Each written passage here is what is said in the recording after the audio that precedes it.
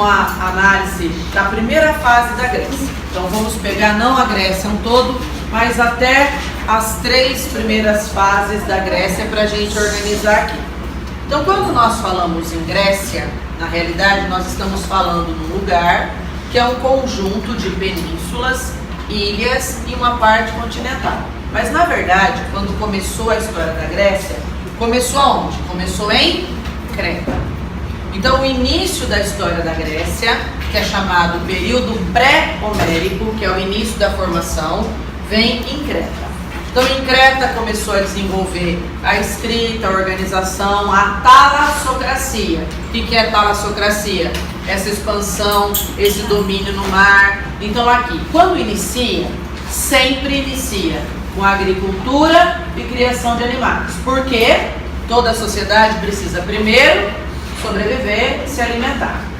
Quem comanda? Na verdade são clãs, são famílias. Então é o pater, é o mais velho, é o pai, é o responsável por.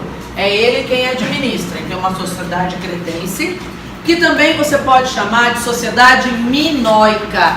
Por quê? Porque aqui é onde você tem a lenda do Minotauro.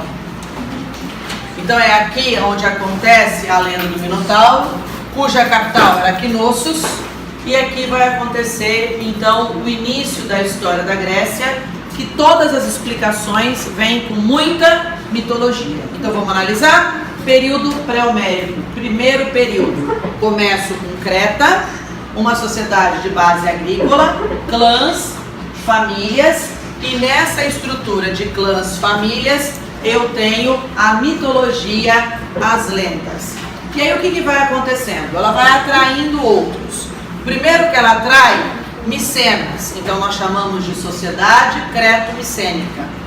Depois ela vai atraindo outros povos indo-europeus, aqueus, jônios, eólios. Então estou misturando Creta, Micenas, que está aqui Micenas, aí você vai vir com aqueus, jônios e eólios, e por último nós temos o mais forte deles, o mais violento, que são os dórios. Quando os dórios invadem, eles por serem os mais militares, porque dório é o que nós chamamos de espartano. Ele vem, domina Micenas, domina tudo e provoca as chamadas diásporas. Então, essa região aqui vai passar por um processo que é chamado de pré-homérico, começando primeiro em Creta. Aqui nós temos a localização de Creta, conhecida pela lenda do Minotauro, com a história do labirinto, né? Quando você tem aí a destruição dele, então a vista atual de Creta, aí nós vamos misturando. Quando nós misturamos e os dórios vão chegando, ele vai provocar a primeira diáspora. O que é diáspora? Dispersão. Quando você faz essa dispersão, eu saio daqui, dessa região, que é onde estão os dórios, Península do Peloponeso, onde tinha Micenas, e ele provoca a primeira diáspora. A diáspora vai fazer a dispersão, ocupar outros lugares. Ocupando outros lugares, ele vem para essa área aqui chamada Ásia Menor, que a gente conhece com o nome de Turquia.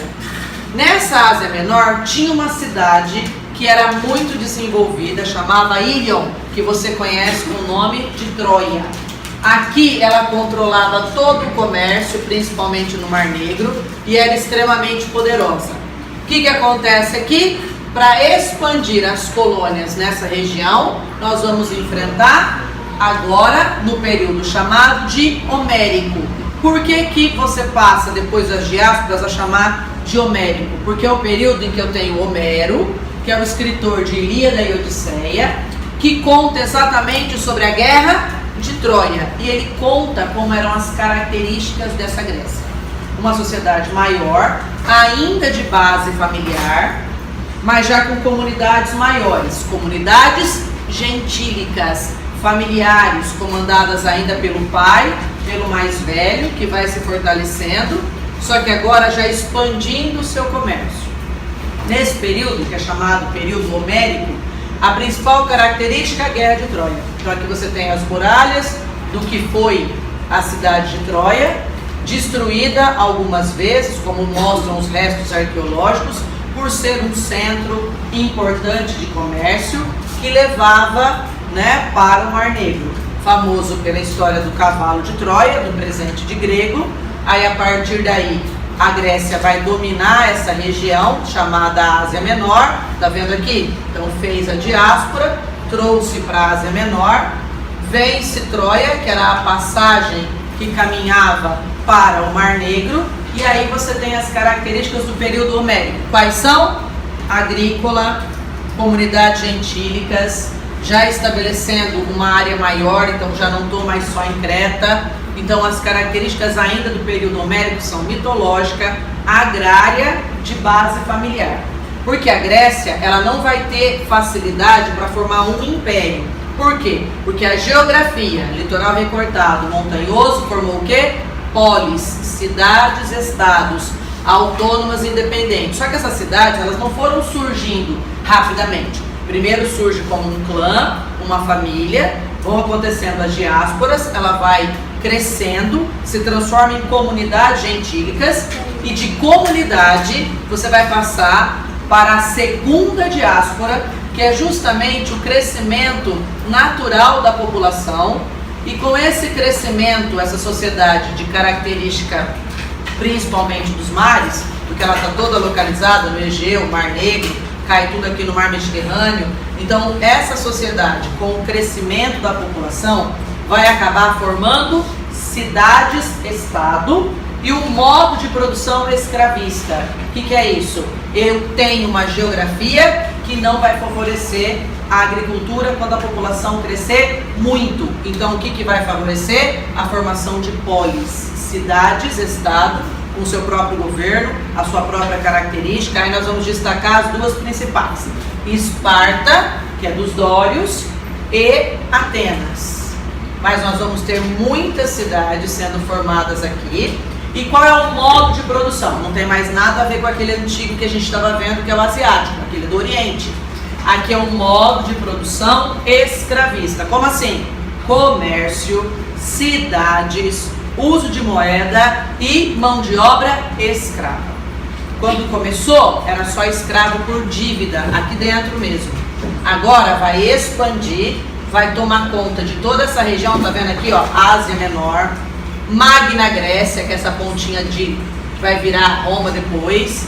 Então expandiu, levou o seu comércio para o Mar Negro. Então agora ele já vai capturando outros, vem os prisioneiros e já vem o escravo. O escravismo é a mão de obra principal que vai formar aqui.